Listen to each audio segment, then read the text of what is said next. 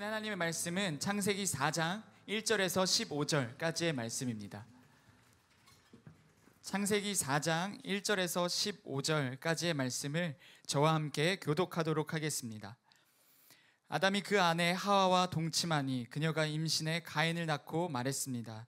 여호와의 도우심으로 내가 아들을 얻었다. 그리고 하와는 다시 가인의 동생 아벨을 낳았습니다. 아벨은 양을 치는 사람이 되고 가인은 농사를 짓는 사람이 됐습니다. 세월이 흐른 후 가인은 땅에서 난 것을 여호와께 제물로 가져오고 아벨은 자기 양떼의 첫 새끼들과 양떼의 기름을 제물로 가져왔습니다.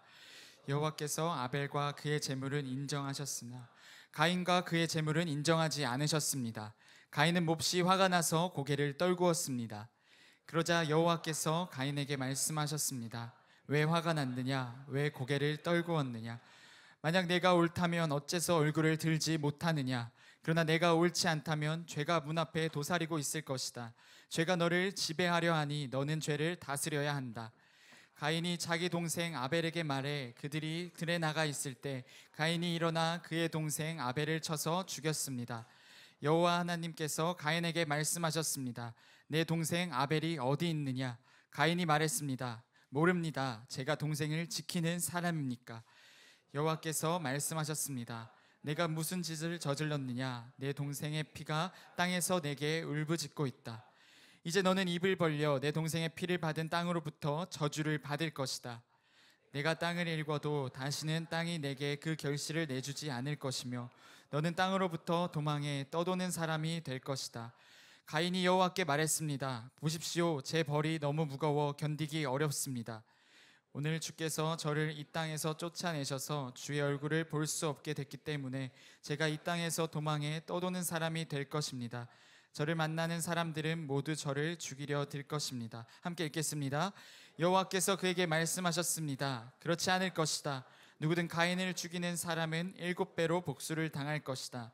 그리고 여호와께서 가인에게 한 표를 주셔서 누구를 만나든 그가 가인을 죽이지 못하게 하셨습니다. 아멘. 이 시간 갈렙 공동체에 섬기시는 신경훈 목사님 나오셔서 내 삶에 주어진 선택 앞에서 라는 제목으로 말씀 전해주시겠습니다. 네, 여러분 반갑습니다. 지난주에 우리 카운트다운의 그 집회를 잘 마치고 또 한 주를 걸러서 이제 다시 오늘 이렇게 함께 예배 자리 가운데서 우리가 보게 됐는데요. 지난주에 우리 카운트다운에서 다들 보니까 많이 수고하시고 또 예배 또 그 집회도 은혜 가운데 잘 마무리됐는데 우리 잘 마무리하게 하신 하나님께 그리고 수고한 우리 서로를 위해서 우리 함께 박수로 한번 격려하고 영광 돌리면 좋겠습니다. 네, 오늘 창세기 4장의 말씀을 함께 보게 되는데요. 우리는 창세기 3장에서 아담과 하와가 하나님 앞에서 어떻게 범죄하였는가의 모습을 우리가 보았습니다. 하나님의 말씀을 의심하고 그리고 왜곡하면서 그들의 마음의 틈을 사탄에게 보였죠. 그리고 뱀의 모습을 한 그 사탄의 교활한 유혹과 속삭임 앞에서 결국은 죄를 범하게 되는 아담과 하와였습니다. 그리고 그로 인해서 그들이 겪게 된 것은 하나님과의 단절, 하나님과의 분리를 경험하게 되죠. 하나님께서는 아담과 하와의 그 범죄함을 그냥 지나치시지 않으셨습니다. 범죄함의 대가를 분명하게 치르게 하시죠. 여자에게는 임신하여서 자식을 낳는 수고를 하게 하고 남편으로부터 다스림을 받게 될 것이라고 말씀하셨습니다. 그리고 남자에게는 땅이 저주받게 되면서 평생 땀을 흘리는 그 수고를 해야지만 땅에서 나는 것을 먹을 수 있게 될 것이다. 그렇게 말씀하셨지요. 그리고 그들은 에덴 동산에서 쫓겨나게 됩니다. 그러자 하나님께서는 아담과 하와의 범죄함에 대한 이 심판만을 말씀하시지는 않으셨어요. 그들은 하나님께서 부르실 때에 무화과 나무 잎을 엮어서 그들의 몸을 가리지 않았습니까? 그러나 하나님께서는 그들을 쫓아내시기 전에 무화과 나무 잎이 아니라 가죽 옷을 입혀 주심으로 그 옷을 바꿔 주시지요. 가죽 옷은 그때 당시 하나님께서 만드셨던 그 피조물을 희생시키셔야, 그 피조물을 죽이셔야만 또 가능했던 것이 가죽 옷이었죠. 이 가죽 옷에 담긴 것은 결국은 너희들이 범죄하였지만 그러나 아담과 하와 너희들이 내가 만든 다른 어떤 피조물보다 여전히 소중한 존재라는 것. 그리고 쫓아내시기 전에 더 질긴 가죽옷을 지어 입혀주심으로 인해서 내가 너희들을 향한 그 사랑을 포기하지 않을 것이다. 계속해서 내가 너희들과 함께 할 것이다 라고 하는 그 의미를 가죽옷에 담아서 우리 아담과 하와에게 주셨던 것입니다. 하나님께서는 범죄한 아담과 하와를 그 자리에서도 죽이실 수 있지 않았을까 생각합니다. 그러나 그렇게 심판하지 않으시고 아담과 하와가 에덴 동산에서 나가서 이제는 삶의 무거움을 짊어지고 그 삶의 자리 가운데서 치열하게 씨름하고 살아가는 수고를 해야 하는 그 심판을 아담과 하와에게 행하셨던 것이죠. 동시에 아담과 하와를 향한 그 관심과 사랑을 거두지 않으셨습니다. 에덴 동산에서 쫓아내셨지만 계속해서 그들과 관계를 맺으시는 하나님이심을 확인할 수 있습니다. 그리고 우리가 또 기억해야 될 한 가지는 하나님께서 아담에게 주셨던 그 명령, 그 약속이 여전히 유효하고 소멸되지 않았다는 데 있습니다. 그들이 범죄하였지만 그러나 범죄에서 에덴 동산에서 쫓겨내시지만 그러나 그들에게 있어서 생육하고 번성하는 것, 그리고 하나님께서 창조하신 이 세상을 다스리라고 하는 그 하나님의 명령은 범죄한 그들에게 여전히 유효한 상황 가운데 있습니다. 그렇기 때문에 아담과 하와에게는 이제는 하나님의 보호하심을 에덴에서 받으면서 살아갔던 그 삶 대신에 하나님과 그 에덴 동산에서 교제하며 기쁨과 행복을 누리던 그 삶 대신에 주어진 상황, 그리고 그 삶의 자리에서 애쓰고 수고하고 노력하면서 살아내야 하는 그 미션이 그들에게 주어지게 된 것이지요. 그래서 창세기 1장과 2장의 말씀에서는 하나님께서 이 세상을 창조하시고 피조물을 향한 하나님의 사랑이 그 가운데 담겨 있다면, 창세기 3장에서는 인간의 잘못으로 인해서 하나님과의 그 샬롬, 그 화평이 깨어진 것을 우리가 보게 됐죠. 그리고 이제 오늘 본문 4장, 창세기 4장에 와서는 하나님과의 깨어진 그 화평으로 인하여서 인간이 감당해야 되는 치열한 삶, 그 무거운 삶의 자리, 그 모습을 그리고 있다고 볼 수 있습니다. 이 아담과 하와의 치열한 삶을 그릴 때 있어서 가장 먼저 시작되는 것은 자녀를 낳는 것에서부터 시작이 되는데요. 우리 1절과 2절의 말씀 우리 함께 읽어보도록 하겠습니다. 시작. 아담이 그 아내 하와와 동침하니 그녀가 임신해 가인을 낳고 말했습니다. 도우심으로 내가 아들을 얻었다. 그리고 하와는 다시 가인의 동생 아벨을 낳았습니다. 아벨은 양을 치는 사람이 되고 가인은 농사를 짓는 사람이 됐습니다. 아멘. 자, 아담과 하와는 아들 둘을 낳았습니다. 한 사람 이름 가인이고 한 사람의 이름은 아벨입니다. 이 가인과 아벨이라고 하는 그 이름에 아담과 하와의 그 신앙과 그때 당시의 감정이 담겨 있다고 볼 수 있는데, 그렇기 때문에 가인과 아벨의 이름의 의미가 중요하죠. 가인은 내가 얻었다 혹은 소유했다라고 하는 뜻을 가지고 있습니다. 반면에 아벨은 공허하다, 허무하다라는 그런 뜻을 가지고 있어요. 첫째 아들을 낳았는데 기뻐했습니다. 감사했죠. 그리고 내가 얻었다는 것에 대해서 하나님께 영광을 돌렸습니다. 근데 둘째 아들이 태어날 때는 쟤는 허무해, 공허해 라고 하는 그 의미를 담고 있는 거예요. 저는 이 아벨이 태어날 때 어릴 때부터 쭉 자라면서 너무 힘들었겠다는 생각을 합니다. 아벨아 이름을 부를 때마다 공허한 아이야, 허무한 아이야 이렇게 불리니까 얼마나 힘들었을까라는 생각을 해봤어요. 아마도 가인이 태어나게 되었을 때 아담과 하와는 그 고통을 처음 겪게 되었을 겁니다. 그러니까 가인이 태어날 때 아담과 하와가 깨닫게 된 것은 그들이 범죄하였을 때 하나님께서 말씀하셨던 그 저주 있지 않습니까? 그 심판, 임신의 고통을 크게 할 것이다, 수고해야 될 것이다 라고 하는 그 말씀을 기억하게 됐겠죠. 그러면서 그들이 생각했던 것은 에덴에서 하나님과 이런 관계 가운데 있었는데 내가 범죄함으로 인해서 그 관계가 단절됐구나 라는 것을 생각하게 됐겠죠.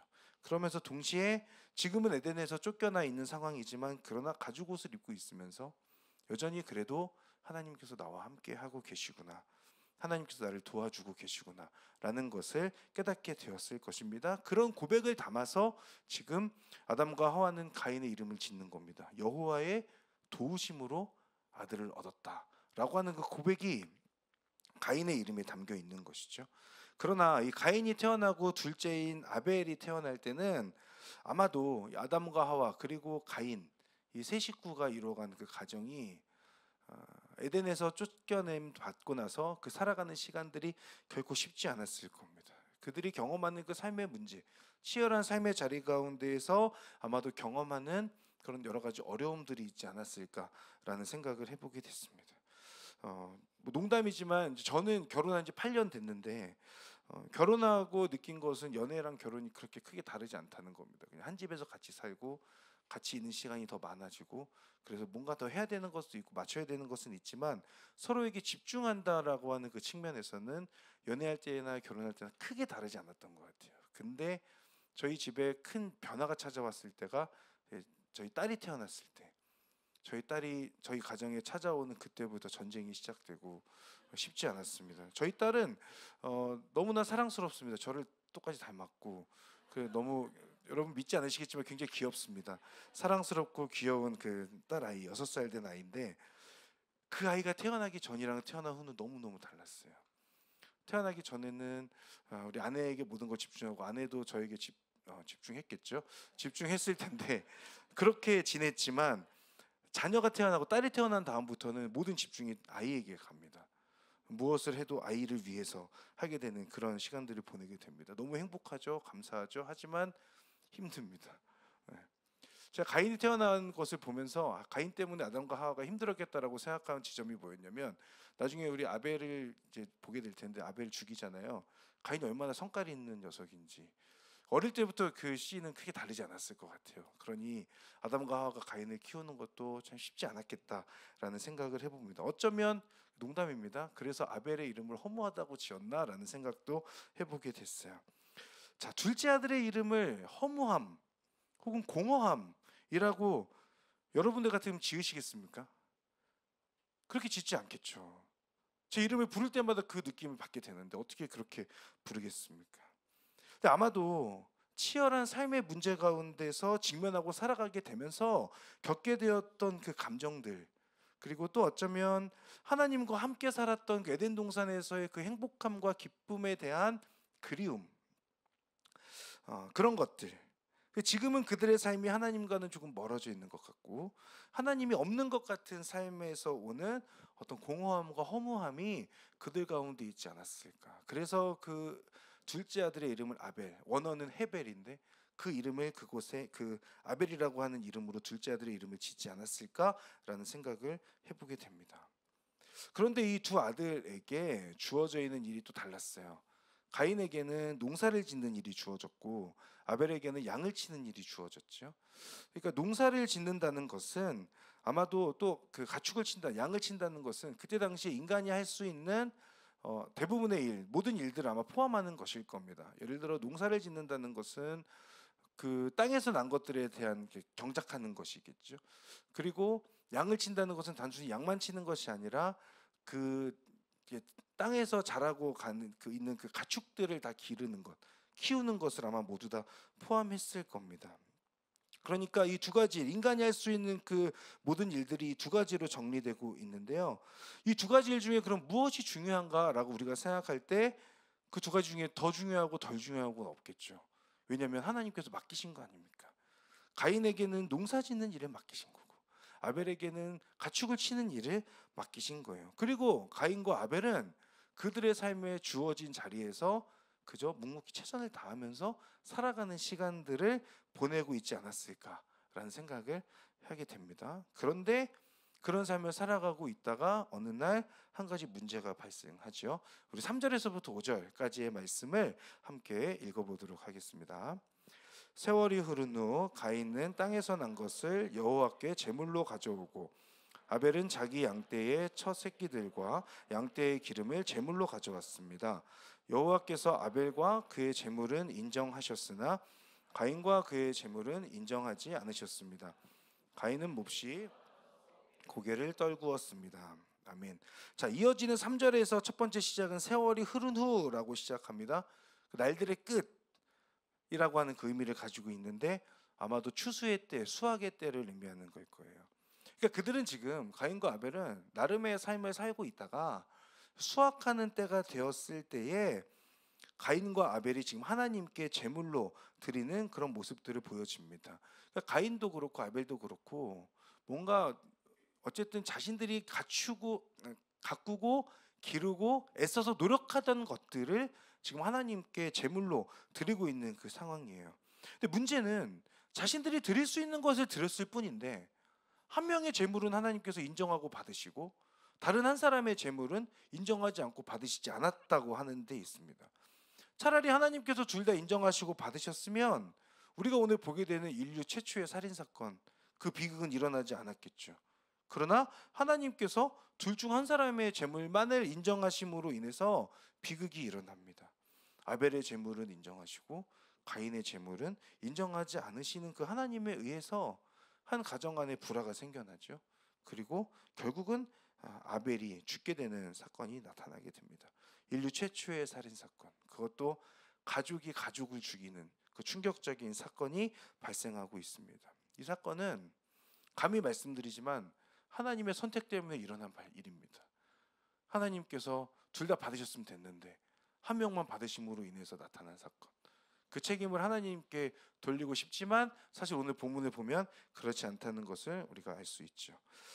가인과 아벨은 자신들에게 주어진 그 삶을 최선을 다해서 그냥 살고 있었을 거예요. 그 일상을 살아가다가 오늘 본문을 보면 하나님께서 제물을 드려라, 나에게 바치라라고 하는 내용이 나오지 않습니다. 그리고 그 제물을 어떻게 나에게 바쳐라 라고 하는 내용들도 사실은 등장하지 않고 있어요. 그렇다면 이 가인과 아벨이 지금 드리고 있는 제물을 드리고 있는 그 상황들, 그 행동들은 어쩌면 성경대로만 딱 본다면 하나님께서 알려주신 행동이라기보다는 조금 더 가능성이 높은 것은 부모인 아담과 하와가 뭔가 알려주었거나 아니면 자연스럽게 그냥 그 부모님들에 의해서 하나님이라고 하는 분에 대해서 알게 되고 그것으로 인해서 하나님을 경외하는 마음에서 나오는 자연스러운 행동이었을 수도 있겠다는 생각이 듭니다. 그렇다면 굳이 하나님께서 제물을 인정하지 않으시는, 받지 않으시기까지 하셨어야 됐나? 저 하나님 기준에서 봤을 때 조금 모자랐어도 그냥 둘 다 받아주셨으면 되는 거 아닌가? 그러면 좀 더 이렇게 이 가정이 이렇게 잘 갈 수 있었던 것 아닌가라는 생각을 해보게 됐어요. 그러니까 하나님께서 만약에 성경에는 생략되어 있지만 뭔가 제물을 드려라라고 하는 그 요구를 하셨다고 할지라도 혹여나 방법을 몰랐을 수 있잖아요. 그러면 방법을 모르고 드렸을 수도 있으니 그냥 인정해 주실 수도 있었던 건 아닐까? 뭐 이런 생각들을 하면서 이제 말씀을 보게 됐습니다. 오늘의 본문을 접하고 이해하는 우리들에게 아벨의 제물만 받고 있는 인정하시는 그 하나님의 행동이 솔직히 다 이해되지 않는 것이 사실이죠. 왜냐하면 그 결과가 너무 참혹하지 않습니까? 아벨은 죽었습니다. 가인은 살인자가 됐습니다. 부모인 아담과 하와는 얼마나 슬펐겠습니까? 자기 자식들끼리 서로 그 죽이는 모습들을 보면서 너무나 큰 슬픔과 충격에 휩싸이는 그런 모습을 보게 되는 것이 오늘 본문이죠. 그러나 아까 제가 말씀드렸던 것처럼 모든 그 결과, 그 모든 원인을 하나님의 한 명의 제물만을 받으시는 그 하나님의 선택으로만 하기에는 오늘 본문이 그것을 이야기하고 있지 않다는 데 있죠. 그렇다면 이제 우리가 봐야 될 것은 가인과 그 아벨의 행동 가운데에서 그 사람들이 제물을 드리는 상황 가운데에서 하나님이 어떠한 부분을 보셨길래 가인의 제물은 받지 않으시고 아벨의 제물만 받으셨는가라고 하는 부분을 봐야 되겠죠. 가인의 선택과 행동으로부터 그러면 우리는 어떠한 모습이 있었길래 하나님께서 가인의 제물을 받지 않으시고 또 반대로 아벨에게는 어떠한 행동이 있었길래 아벨의 제물은 받으셨는가? 이 부분에 대해서 우리가 함께 좀 나누려고 합니다. 그래서 오늘 설교 제목이 내 삶에 주어진 그 선택 앞에서 우리는 그럼 어떻게 반응해야 될 것인가? 무엇을 선택해야 될 것인가? 이 부분에 대해서 함께 나누려고 합니다. 첫 번째 우리가 볼 것은 예배입니다. 예배. 하나님을 어떻게 경외해야 하는가라고 하는 그 부분인데요. 가인과 아벨 둘 다 하나님을 경외하는 마음으로 저는 제물을 드렸다고 생각해요. 그러니까 어떤 분들은 아벨의 제물만 하나님께서 인정하셨기 때문에 아벨은 하나님을 경외하는 마음으로 드렸고 가인은 하나님을 경외하지 않는 마음으로 뭐 이렇게 드렸나라고 그렇게 말씀하셨을 수도 있겠지만 저는 가인과 아벨 둘 다 그래도 하나님을 경외하는 마음으로 자신의 것을 드리지 않았을까라는 생각을 해봅니다. 하나님께서 아벨의 제물을 인정하시고 가인의 제물을 인정하지 않으신 것에는 무언가 어떤 이유가 있다는 것을 생각해 볼 수 있는데요. 이제 우리가 그것들을 볼 텐데요. 어떤 설교자분은 이 아벨의 제사를 하나님께서 받으신 것에 있어서 아벨은 피를, 그러니까 생명을 죽임으로 인해서 피의 제사를 드렸기 때문에 아벨의 제사는 받으셨고, 그리고 가인의 제사는 곡식으로 드렸기 때문에 받지 않으셨다. 생명이 그 안에 담겨 있지 않기 때문에 받지 않으셨다라고 그렇게 말씀하시는 분들도 있는데, 여러분도 그런 말씀을 들어보셨을지 모르겠지만 감히 말씀드리지만 저는 아닌 것 같습니다. 그렇게 생각하기에는 그렇게까지 막 합리적이지 않습니다. 왜냐하면 그럴 거였으면 하나님께서 가인에게 처음부터 피의 제사를 드릴 수 있도록 뭔가 장치를 주셨어야죠. 그 장치도 주지 않으시고, 그러면 가인은 태어날 때부터 그 농사짓는 일을 할 때부터 뭐 하나님께서 받지 않으시는 그런 제사를 드리는 그런 사람으로 선택된 건 아니지 않습니까? 그러니 그런 부분들은 아닙니다. 그런 차별을 두는 하나님이라고 저는 생각되지 않기 때문에 그렇죠. 그렇다면 아벨의 제물만 인정하시는 그 이유를 제물의 종류가 아니라 어디에서 찾아야 되겠습니까? 다른 부분에서 찾아야 되겠죠. 그것은 결국 우리가 오늘 본문을 통해서 확인하는 것처럼 하나님을 경외하는 마음에 달려 있다라고 하는 겁니다. 가인과 아벨 둘 다 하나님을 경외하는 마음에서 나오는 제물을 드리는 행동이었을 가능성이 높아요. 그러나 하나님을 경외하는 그 마음의 정도는 달랐던 것 같아요.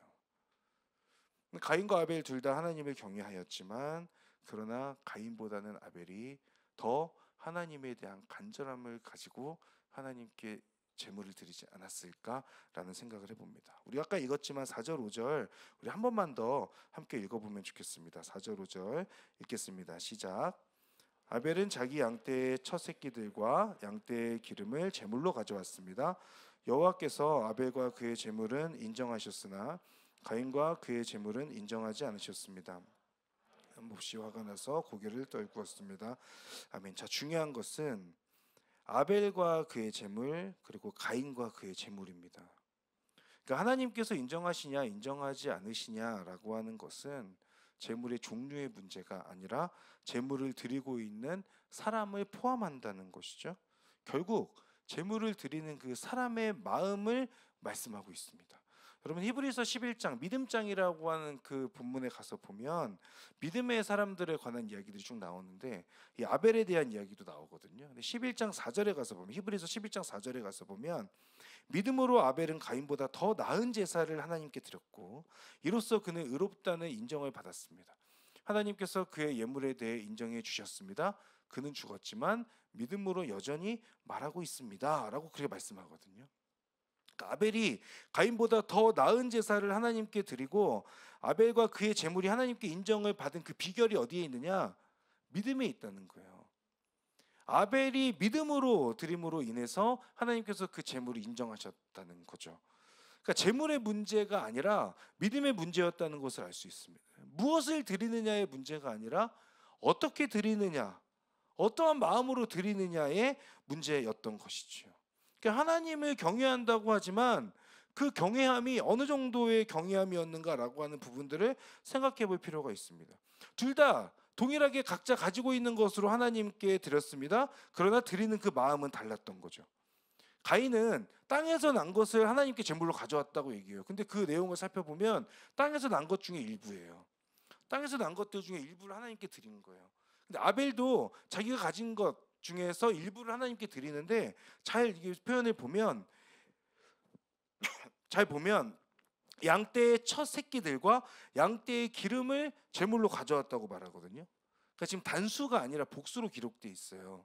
그리고 기름을 가져왔다는 것은 그때 당시에 그 동물에게서 취할 수 있는 가장 좋은 기름진 부위를 하나님께 드렸다는 것을 의미하는 것이죠.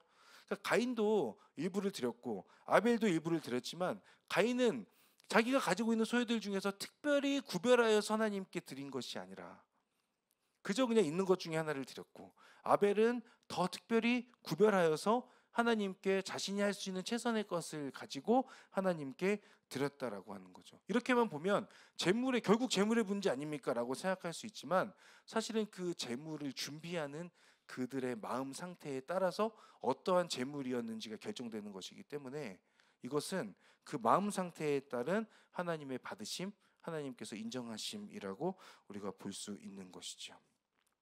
이런 가인과 아벨의 행동은 지금 오늘날 우리로 말한다면 예배를 드리는 것이라고 할 수 있습니다. 구약 시대 때는 가인과 아벨처럼 제물을 준비해서 오잖아요. 그리고 제사를 드리는 거였죠. 제사를 하나님께 드리는 거였죠. 신약으로 오면서 예수님께서 단번에 드려진 영원한 속죄 제물이 되시지 않습니까? 그래서 우리가 지금 이 자리에 오시면서 여러분들이 동물을 들고 오지 않으신 거죠. 예수님께서 한 번의 제물이 되셨기 때문에 이곳이 난장판이 되지 않고 이렇게 다 앉아서 편하게 우리가 예배드릴 수 있는 그런 상황이 된 겁니다. 그리고 주님께서는 말씀하셨죠. 요한복음 4장에서 하나님께 예배하는 사람 어떻게 예배드려야 됩니까? 영과 진리로 예배드려야 된다. 하나님께 예배하는 사람이 뭔가 화려한 어떠한 스킬이라던가 어떤 능력이라던가 이런 것들로 예배드리는 것이 아니라 하나님께 예배하는 사람은 영과 진리로 예배드리는 것. 여러분, 예배는 나를 위한 것이 아닙니다. 예배는 하나님을 위한 것입니다. 그리고 그 예배는 그 무엇보다 나 자신을 하나님께 드리는 것입니다. 예배의 형식, 다양한 예배의 형식이 있을 수 있습니다. 그러나 그것을 완전히 무시하고자 하는 말이 아니라 하나님께서는 그 형식보다 더 중요하게 보시는 것이 마음과 태도라고 하는데 있다는 말씀을 드리는 거예요. 가인은 자신의 소유 중에 가장 좋은 것을 구별하여서 하나님께 드릴 수 있었어요. 그렇죠? 그런데 드리지 않았죠. 아벨은 똑같이 구별하여 드릴 수 있었는데 그것을 준비해서 하나님께 그 마음을 제물에 담아서 하나님께 드리고 있는 것을 볼 수 있습니다. 여러분, 최근에 선물을 누구에게 줘보신 적 있으십니까? 혹은 선물을 받아보신 적 있으세요? 그 선물을 주고받을 때 어떤 마음으로 주고받느냐가 중요하지 않습니까? 여러분에게는 얼마나 더 가치 있고 비싼 것이냐가 더 중요합니까? 아니면 어떠한 마음으로 이 사람이 나에게 선물을 줬는가? 어떠한 마음으로 내가 선물을 이 사람에게 주고 있는가? 이 부분이 더 중요하지 않습니까? 물론 비싸고 귀한 거 받으면 더 좋겠지만, 하지만 아무런 관계가 없는데 그저 무조건 좋은 거를 받으면 여러분 너무 부담스럽지 않으세요? 저 같으면 그럴 것 같은데 그만큼 관계가 쌓여 있지 않기 때문에 그런 거예요. 자, 예배라는 것은 결국은 관계입니다. 하나님과 나 사이에 그 관계 안에서 이루어지는 그 교제이지요. 그 교제함 가운데에서 내가 무엇을 드리고 있는가, 내가 무엇을 준비하여서 하나님께 나아가고 있는가라고 하는 부분이 중요한 것입니다. 오늘 여러분 이 자리 가운데 오시면서 어떤 마음으로 오셨습니까? 제가 듣기로는 어제 아웃리치가 끝난 곳이 두 곳인가 있다고 들었는데 그 피곤한 몸을 이끌고 어쩔 수 없이 예배에 오셨습니까? 아니면 그 피곤한 몸이 있지만 그러나 하나님 앞에 그래도 예배하고자 하는 열망으로 이 자리 가운데 나오셨습니까? 지금은 비가 안 오지만 저 아침에 올 때 비가 엄청 왔거든요.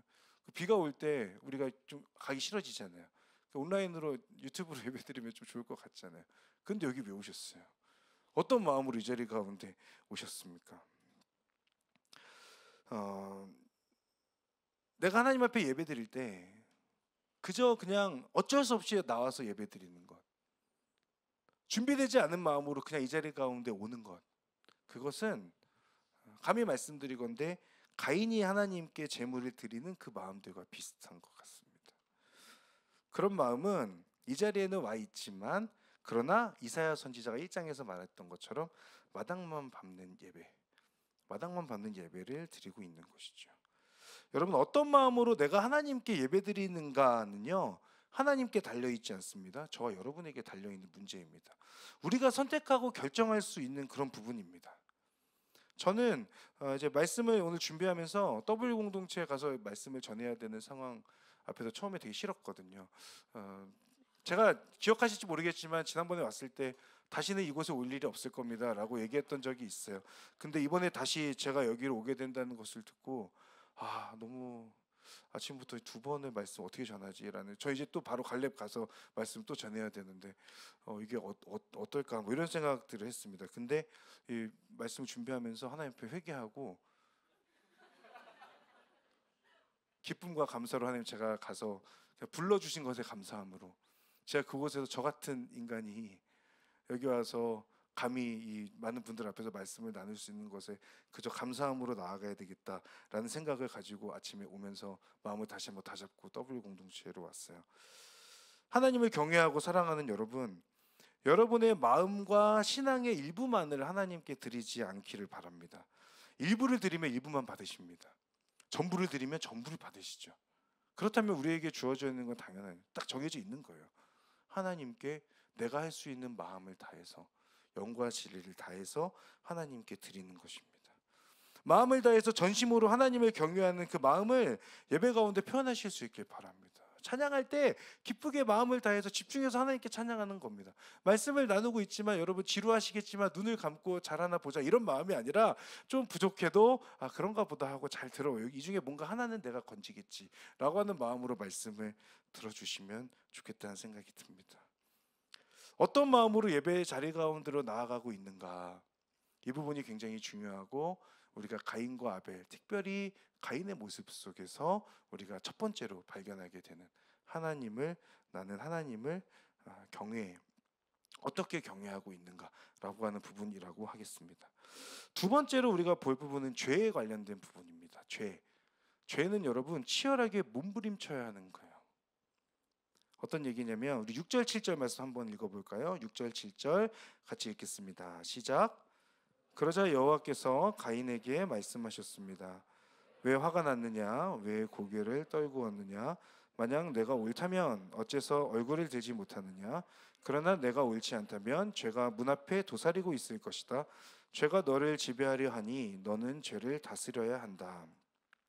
자, 가인은 분노했습니다. 고개를 떨구고 있다는 것은 하나님의 시선을 마주하고 싶지 않은 거죠. 그리고 자신에게 있는 그 마음의 분노를 차마 하나님께는 표출할 수 없으니까 지금 이렇게 부글부글 참고 있는 모습입니다. 근데 그 다음 하나님의 말씀은 의미심장하죠. 만약 내가 옳다면 어째서 얼굴을 들지 못하냐라고 지금 말씀하고 계시죠. 지금 이 말씀은 가인이 아벨을 죽이기 전에 하나님께서 지금 하시는 말씀입니다. 그 이야기인즉슨 가인에게 있어서 하나님께 드린 제물, 그 제물을 드릴 때에 옳지 않은 부분이 있었다는 얘기를 하는 거예요. 그러니까 지금 가인은 하나님께 제물을 드렸지만 하나님께서는 그것을 보면서 가인의 모습 속에서 옳지 않은 모습을 하나님께서 보신 것이고, 그 옳지 않은 그 부분 때문에 결국은 하나님께서 제물을 받지 않으셨다는 것으로까지도 우리가 생각해 볼 수 있지요. 하나님께서는 그 부분을 죄로 설명하십니다. 그러니까 지금 가인에게는 하나님 앞에서 해결해야 되는 어떠한, 하나님께서 원하시지 않는 그 어떤 것이 있었던 거죠. 그러면서 죄의 특성을 알려주십니다. 죄가 문 앞에 도사리고 있을 것이다. 죄가 너를 지배하려 하니 너는 죄를 다스려야 한다라고 그렇게 말씀해요. 자, 죄가 문 앞에 도사리고 있다. 문을 나갔는데 그 앞에 죄가 있어요. 그리고 죄가 지배하는 그런 상황입니다. 우리의 삶도 그렇죠. 우리는 범죄함의 가능성의 그 한복판에서 살아가고 있습니다. 죄로 가득한 세상 속에서 죄가 지배하려고 하는 그 세상 속에서 우리는 살아가고 있습니다. 그 가운데 하나님께서 하신 말씀, 죄를 다스려야 한다라는 거죠. 베드로전서 5장 8절, 우리 너무 잘 아는 말씀인데, 정신을 차리고 깨어 있으십시오. 여러분의 원수 마귀는 우는 사자처럼 두루다니며 삼킬 사람을 찾습니다. 하나님께서 가인에게 하시는 그 말씀을 통해서 우리가 깨닫게 되는 것은 죄는 어디에나 있다는 거예요. 그리고 그 어디에나 있는 죄는 늘 우리를 유혹하고 있다는 사실입니다. 그 가운데 하나님께서 가인에게도 말씀하셨듯이 우리에게도 동일하게 주시는 그 말씀은 죄를 다스려야 한다는 것이죠. 정신을 차리고 깨어서 죄를 대적해야 된다는 것입니다. 사랑하는 여러분, 죄를 대적하여 죄로부터 깨어 있으시기를 주님의 이름으로 축복합니다. 죄에 나 자신을 무방비로 노출시키지 마셔야 됩니다. 나를 보호하셔야 됩니다. 죄의 자리 피하셔야 됩니다. 죄를 멀리 하셔야 됩니다. 여러분, 우리가 잘 알지 않습니까? 지금 내 마음 가운데 100% 다는 알지 못한다고 하더라도 내 마음 가운데 죄의 습성이 조금씩 스물스물 올라옵니다. 그러면 그것을 그냥 그대로 흘러가게 내버려두는 것이 아니라 차단해야죠. 피해야죠. 막아야죠. 근데 문제는 내 힘으로도 다 그게 안 되는 부분들이 많고, 내 힘으로 죄를 다스리기 어렵다는 데 있어요. 그러니까 사실 우리가 하나님 앞에 기도해야 되는 거예요. 간구해야 되는 거예요. 내 힘으로 할 수 없다는 것. 하나님, 제가 죄로 가득한 세상 속에 살면서 범죄하며 한복판에서 살아갑니다. 너무너무 힘들고 이 죄로부터 자유해지는 것이 너무나 어렵습니다. 하나님 도와주십시오. 죄를 사랑하지 않게 해주십시오. 죄를 미워하고 하나님을 사랑하게 해주십시오. 여러분, 저를 비롯해서 우리 모두가 하나님 사랑한다고 엄청 고백하는데 하나님 사랑하면서 죄를 짓잖아요. 그거는 하나님을 사랑하면서 죄를 짓는 것이 아니라 하나님보다 죄를 더 사랑하는 거죠. 그러니 하나님 앞에 기도해야 돼요. 하나님, 제가 하나님과 교제하는 것에 기쁘고 하나님과 소통하는 것에 행복함으로 인하여서 하나님, 제가 그 죄를 다스릴 수 있도록 하나님 도와주십시오. 죄를 가지고 씨름해야 되겠지만 죄를 덮어버리는 하나님의 은혜와 하나님의 사랑이 있지 않습니까? 우리는 그 은혜와 사랑을 하나님 앞에 간구하면서 하나님께서 주시는 그 승리, 죄로부터의 승리, 죄로부터의 단절을 경험할 수 있어야 하는 것이죠. 삶의 자리에서 치열하게 몸부림치시기를 바랍니다. 저도 몸부림칠 겁니다. 죄의 앞에서 몸부림칠 수 있는 것, 그것이 신앙인이죠. 죄송하지만 여러분, 우리 가운데 어느 순간부터 그 몸부림치음을 잃어버린 사람들이 있습니다. 이 자리 가운데 계실지 모르겠습니다. 하나님께서 그 마음을 향하여서 말씀하시는 거죠.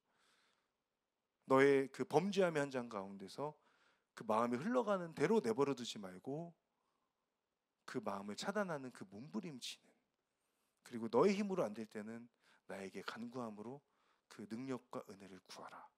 그 말씀을 오늘 하나님께서 하시는 겁니다. 그로 인해서 죄를 선택하지 않고 하나님을 선택할 수 있는 저와 여러분들 되면 좋겠습니다.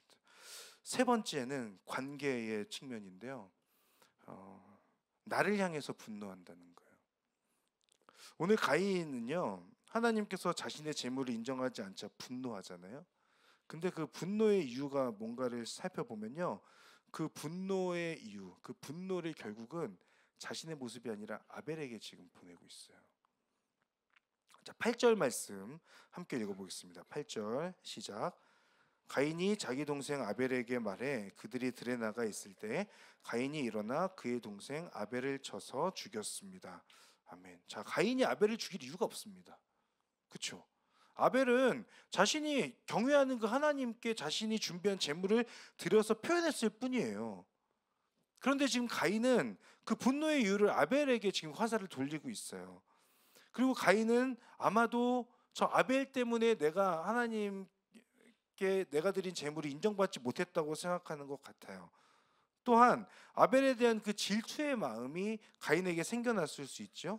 뭔가 자신의 잘못을 자신이 하나님 앞에 온전히 드려지지 못한 어떤 그런 예배에서 찾는 것이 아니라 아벨을 향하여서 그 손가락을 그쪽으로 돌리고 그 분노를 지금 아벨에게 쏟아내고 있습니다.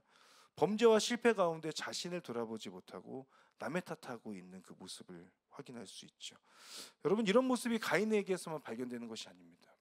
저와 여러분들에게도 동일하게 그런 모습들이 많이 있죠. 성공하면 내가 잘한 거고 실패하면 얘 때문인 거고, 뭔가 잘 되면 나 때문이고 잘 안 되면 얘 때문이고, 그런 모습들이 여러분 가운데는 있지 않으십니까? 가인은 자신의 재물이 인정받지 못한 상황에서 자신의 마음과 태도를 돌아볼 수 있었어야 합니다.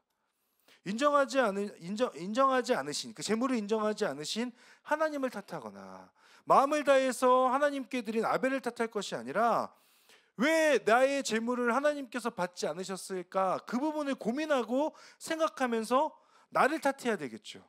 그리고 돌이키고 회개하여서 하나님께 돌아갔어야 됩니다. 그러나 가인은 자신의 분노 가운데 결국 아벨을 살해하는 선택을 하고 있죠. 더군다나 이 8절을 자세히 보면요, 가인의 살인이 우발적인 것이 아니라는 것을 알 수 있어요. 이 가인은 아벨에게 들로 나가자고 제안을 했거든요. 아벨에게 들로 나가서 제안하고 그 함께 간 곳에서 살인을 저지르는 거예요. 이것은 단순히 분노 조절 실패로 인한 우발적 어떤 범죄가 아니라 그 마음 가운데 마음 먹었던 대로 아벨을 죽였다고 하는 것을 알 수 있죠. 사랑하는 여러분, 하나님을 탓하거나 옆에 있는 사람을 탓하지 않는 우리들이 되어야겠습니다.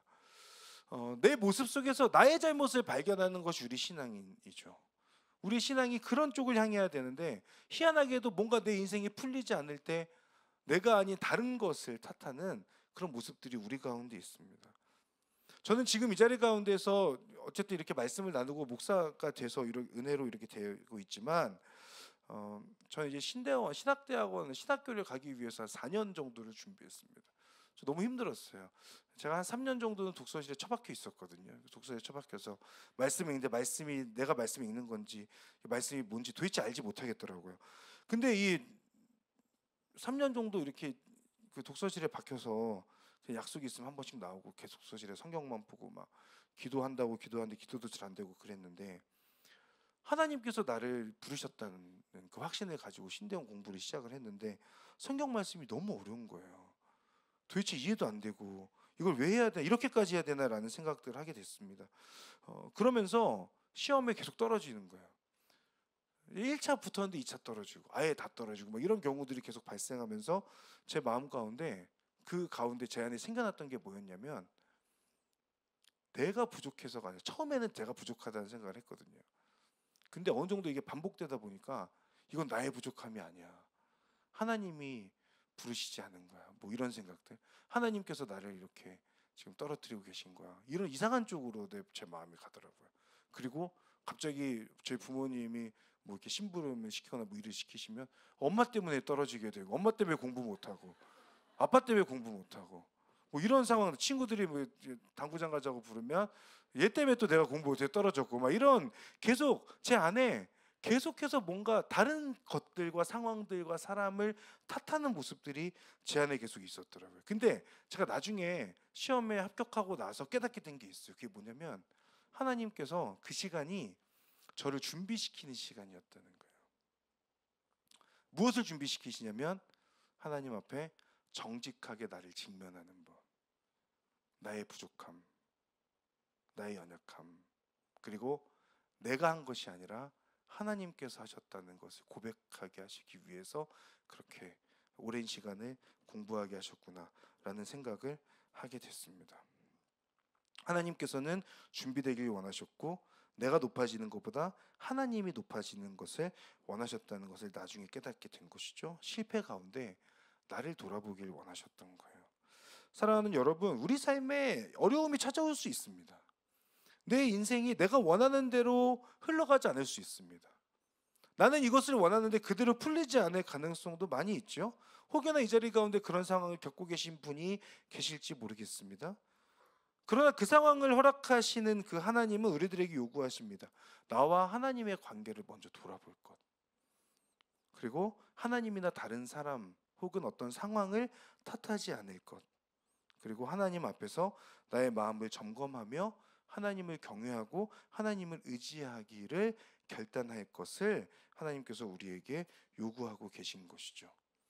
하나님이나 다른 사람을 향한 분노가 아니라 하나님께서 인정하지 않으시는 재물을 내가 드리고 있다는 것, 내가 마음을 다해서 드리지 못하고 있다는 그 사실, 나의 모습에 분노할 수 있는, 그래서 하나님께 우리의 마음을 다시 돌이킬 수 있는 그런 저와 여러분들 되시기를 간절히 바랍니다. 이 가인은 자신에게 주어진 상황 속에서 하나님을 경외하는 것과 죄 가운데 치열하게 몸부림치는 것, 다른 사람이 아닌 나를 향해 분노하는 것이 필요했죠. 그러나 이 가인은 하나님보다 나를 자신을 선택했습니다. 치열하게 몸부림치면서 죄를 멀리하기보다는 흘러가는 대로 자신의 감정대로 죄를 범하는 것을 선택했죠. 내가 아닌 다른 사람을 향해 분노하는 것을 선택했습니다. 그리고 그 선택의 결과는 저주였어요. 하나님께서는 가인이 땅으로부터 저주를 받을 것이라고 말씀하십니다. 땅을 읽어도 결실을 보지 못할 거다. 땅을 피해서 도망다니는 사람이 될 것이다. 그렇게 저주하시죠. 사랑의 하나님께서 어떻게 저주하실 수 있죠? 라고 생각하실 수 있습니다. 그러나 하나님 죄를 미워하시는 그 하나님께서는 가인이 또다시 죄를 짓지 않기 원하시는 그 마음으로 지금 가인에게 그런 심판을 행하고 계신 거예요. 우리 13절에서부터 15절 말씀 마지막으로 함께 읽어보면 좋겠습니다. 시작. 가인이 여호와께 말했습니다. 보십시오, 제 벌이 너무 무거워 견디기 어렵습니다.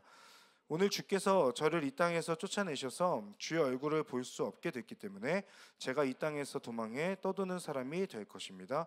저를 만나는 사람들은 모두 저를 죽이려 들 것입니다. 여호와께서 그에게 말씀하셨습니다. 그렇지 않을 것이다. 누구든 가인을 죽이는 사람은 7배로 복수를 당할 것이다. 그리고 여호와께서 가인에게 한 표를 주셔서 누구를 만나든 그가 가인을 죽이지 못하게 하셨습니다. 아멘. 여러분, 범죄한 가인이 하나님께 할 말이 아닙니다. 제 벌이 너무 무거워서 견디기 어렵습니다. 죄를 짓고 나서 그 결과에 대해서 하나님께 죄송한 마음이 들기보다는 그 결과가 너무 무겁고 감당하기 어렵다는 말을 하고 있어요. 마치 우리의 모습 같습니다. 지금 가인의 말에는 하나님께 죄송하다는 표현이 없습니다. 하나님께 회개하고 돌이켜야 하는 상황, 그래도 모자란 판국에 지금 가인은 하나님께 그렇게 말하지 않고 오히려 눈치 없는 듯한 말, 이기적인 태도에서 나오는 말을 하고 있어요. 보십시오, 제 벌이 너무 무거워서 견디기가 어렵습니다. 그리고 그 뒤에 나오는 말, 저를 만나는 사람들은 모두 저를 죽이려고 할 것입니다. 여러분, 이런 가인의 고백에서 여러분 어떤 모습을 보세요? 저는 제 추측인데요, 가인이 하나님을 잘 알았던 것 같아요. 가인은 영리한 사람일 겁니다. 왜냐하면 가인이 뭔가 눈치 없고 이기적인 태도에서 나오는 그런 말인 것 같지만 가인은 알고 있었을지 몰라요. 마치 이렇게 말하면 하나님께서 이해해 주시고 이렇게 말하면 하나님께서 용서해 주시지 않을까라는 생각을 했을 수도 있습니다. 그렇기 때문에 저렇게 말하는 거 아닐까. 변함없는 하나님의 사랑을 무언가 지금 살짝 이용하고 있는 거 아닌가. 하나님, 제가 제 벌이 무거워서 너무 견디기 어려운데 하나님 말씀하신 대로 제가 세상을 떠돌고 그 가운데 이제 저를 만나는 사람들마다 저를 죽일 것 같은데 하나님 그래도 괜찮으시겠어요? 라고 하는 그런 뭔가 느낌을 받기까지도 합니다. 그런데 여러분, 이렇게 말하면 하나님께서 가인의 마음을 아셨을 거 아닙니까? 그러면 야, 이 자식아, 이렇게 딱 하셨으면 됐는데 하나님의 반응이 너무나 놀랍죠. 가인아, 그렇지 않다. 누구든 너를 죽이는 사람은 7배로 복수당할 거야 라고 말씀하세요. 저 이 부분이 너무너무 놀랍습니다. 범죄한 가인에게 저주하시는 하나님이라고 하기에는 말이 안 돼요. 좀 전까지 저주하셨잖아요. 근데 하나님께서 그렇게 저주하지 않으시고 지금 가인의 그 말에 이렇게 응답하고 계신 거죠. 게다가 가인에게 하나의 표를 주십니다. 야, 너 이 표가 있으면 누구든 너를 죽이지 못할 거야. 그 보호하시는 하나님의 모습을 보게 됩니다. 그러니 여러분, 아까 제가 말씀드렸잖아요. 가인을 향한 저주는 가인을 고통 속으로 내모는 저주가 아닙니다. 지금 가인에게 주시는 하나님의 저주는 가인이 다시금 하나님께로 돌아오게 하시고자 하는 저주라는 것을 알 수 있죠.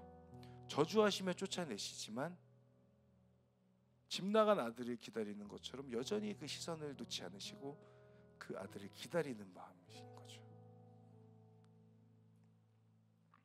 하나님이 그런 분이십니다. 우리의 범죄함 가운데 참고 인내하시면서 우리가 돌이키기를 원하십니다. 우리가 하나님으로부터 등을 돌릴 때가 많이 있죠. 그러나 하나님은 언제나 우리를 향한 그 하나님의 시선을 거두지 않으십니다. 하나님의 이 말씀 앞에 표를 주시고 7배나 더할 것이다 라고 하는 그 말씀 앞에서 가인이 깨닫게 되었던 것이 있습니다. 아, 하나님 안에 거하는 것이 가장 안전하구나. 나를 지켜주시는 분은 결국 하나님밖에 없구나.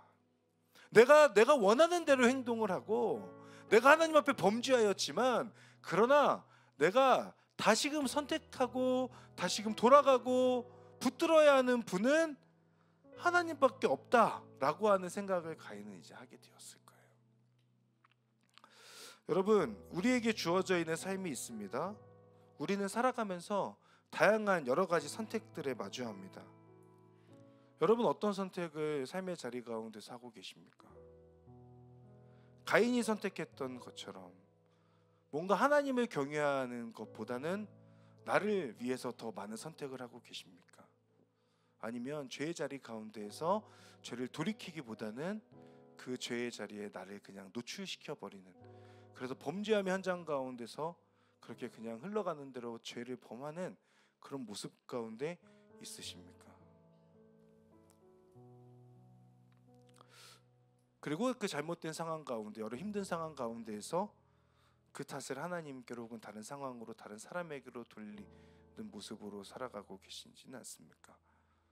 나를 향하여서 분노해야 될 때에 나를 향해 분노하지 않고 다른 사람을 향해 분노하고 하나님을 향해 분노하는 모습이 혹시나 여러분들 가운데 있지는 않으십니까? 사랑하는 W 공동체 여러분, 하나님을 경외하는 하나님의 사람들이 되시기를 바랍니다. 죄 앞에서 치열하게 몸부림치면서 죄를 미워하고 죄를 멀리하게 되는 은혜가 여러분들 가운데 있으시기를 바랍니다. 다른 사람들 탓하지 말고 나를 탓하십시오. 나에게 분노하십시오. 하나님 앞에 나의 잘못됨과 나의 연약함을 하나님 앞에 온전히 가지고 가서 하나님, 제가 이 정도밖에 안 되는 사람입니다. 저를 용서하여 주십시오. 그렇게 하나님 앞에 고백할 수 있는 그런 저와 여러분들 되시기를 바라요. 그래서 하나님과 함께 동행하는 자로서, 하나님의 그 은혜를 누리는 자로서 믿음으로 살아가는, 여러분에게 주어져 있는 삶의 자리 가운데에서 그 믿음의 선택을 할 수 있는 하나님의 사람들 모두가 되시기를 주님의 이름으로 축복합니다. 우리 시간에 함께 찬양으로 우리 고백하며 기도의 자리 가운데로 나아가겠습니다. 우리 시간 자리에서 일어나서 우리 이 찬양 함께 하나님 앞에 올려드리겠습니다. 오 주님 당신은, 오 주님 당신은 내 삶 구석구석까지 감찰하시며 나를 응원하시는 분, 내 길을 밝혀서 영원한 생명의 길로 인도하시며 나를 격려하시는 한 번 더 고백합니다. 오 주님 당신은, 오 주님 당신은 내 삶 구석구석까지 감찰하시며 나를 응원하시는 분, 내 길을 밝혀서 영원한 생명의 길로 인도하시며 나를 격려하시는 크고 작은, 크고 작은 갈등을 겪곤 하지만 항상 결국 당신을 선택합니다. 크고 작은 갈등을, 크고 작은 갈등을 겪곤 하지만 항상 결국 당신을 한 번 더 고백하겠습니다. 크고 작은, 크고 작은 갈등을 겪곤 하지만 항상 결국 주님을 선택합니다. 당신을 선택합니다.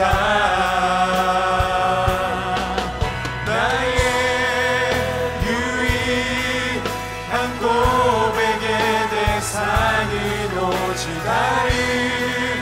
다음 당신뿐입니다. 나의 유일한 고백의 대상은 오직 다음 당신뿐입니다. 나의 유일한 고백의 대상은 오직 다음 우리 믿음을 담아서 한 번 더 고백합니다. 나의 유일한 고백의 대상은 오직 다음 당신 한 번 더 우리 믿음을 담아 고백합니다. 나의 유일한 고백의 대상은 오직 다음 당신뿐입니다. 나의 예배를 받으소서, 홀로 영광을 받으소서. 주여, 나의 주여. 여러분 우리 이 시간에 하나님 앞에 함께 기도하며 나아가면 좋겠습니다. 여러분 우리는 범죄함의 그 현장의 한복판에 살아가고 있습니다. 사탄은 지금도 우는 사자처럼 우리를 삼키려고 곳곳에서 우리를 바라보면서 유혹할 준비들을 하고 있습니다. 여러분, 그 가운데 여러분 어떤 선택하시겠습니까? 죄 가운데, 그 범죄함 가운데 나를 그냥 노출시키고 그 가운데 그냥 범 많은 죄의 모습 가운데로 그냥 그렇게 흘려가도록 내버려 두시겠습니까? 아니면 하나님 앞에 몸부림치고 씨름하면서 하나님의 은혜를 구하면서 내가 죄인의 모습으로 살아가는 것이 아니라 구원받은 자로서 세상 가운데서 구별된 자로 살아가시기를 결단하시겠습니까? 여러분, 이 시간 함께 기도하며 하나님 앞에 결단합시다. 하나님, 제가 죄의 상황 가운데서 몸부림치며 하나님을 붙들게 하여 주시옵소서. 하나님을 바라보는 믿음으로 나아가게 하여 주시옵소서. 하나님, 제 힘으로 할 수 없으니 하나님 도와주시고 인도하시고 은혜 베풀어 주시옵소서. 우리 기가 주여 한번 부르며 하나님 앞에 함께 기도하며 나아갑니다. 주여, 할렐루야.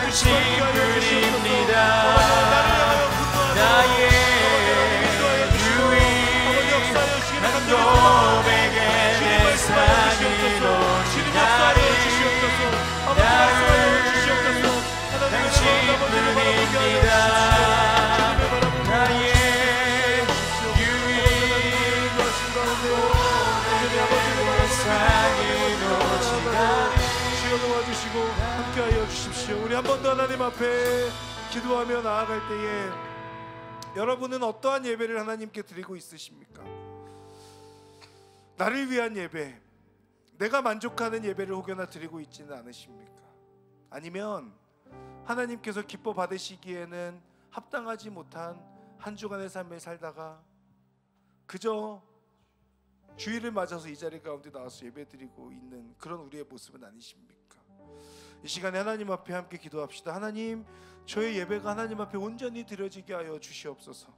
하나님, 제가 삶의 자리 가운데서부터 준비된 하나님의 사람이 되게 하여 주셔서 하나님, 이 자리 가운데 어떻게 하나님 앞에 그저 내 마음을 쏟아놓는 것으로 만족하지 아니하고 삶의 자리에서부터 하나님을 경외하는 사람으로, 그 마음과 삶으로 또 나의 모습으로 하나님께 예배드리는 하나님의 사람이 되게 하여 주시옵소서.